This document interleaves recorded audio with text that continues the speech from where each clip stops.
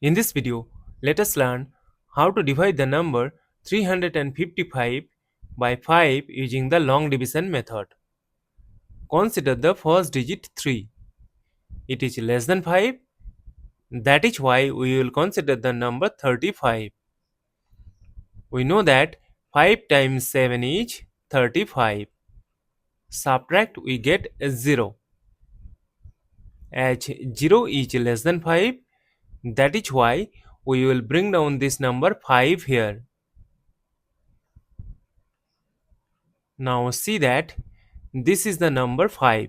So we will remove this 0. And we know that 5 times 1 is 5. Subtract, we get 0. As we have got the number 0 and there is no number to bring down here, so we will stop. Therefore, 355 divided by 5 is equal to 71. And this is our final answer. Thank you for watching. Please like, share and comment on the video. Also do subscribe the channel.